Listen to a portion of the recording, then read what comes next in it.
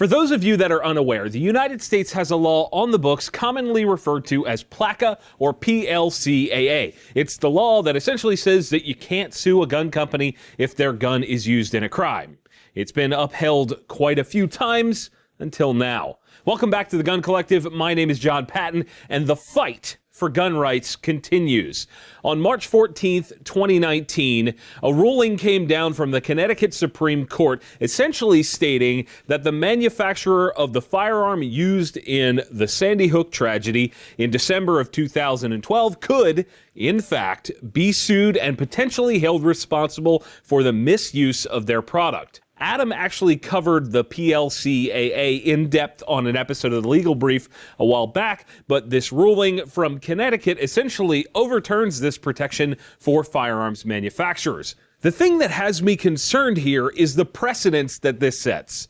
We don't blame auto manufacturers, knife manufacturers, or even hammer manufacturers for the misuse of their products, but somehow a gun manufacturer is potentially liable for the misuse of their guns that in some cases aren't even legally obtained. This ruling references a Connecticut law called CUTPA, or Connecticut Unfair Trade Practices Act.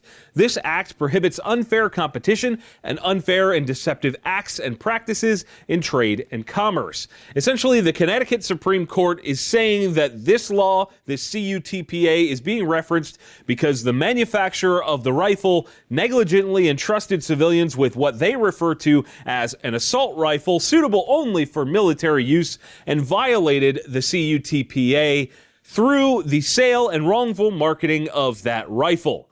The issue gets even more complex when you start to dive into the issue of states' rights. After all, the PLCAA is a federal law and the CUTPA is a state law. There's no word yet on whether or not this ruling against freedom has been appealed. If this does set precedent and it opens the door to gun manufacturers taking the heat for the misuse of their products, we could quite literally see the industry collapse in on itself. I want to know your thoughts on this issue.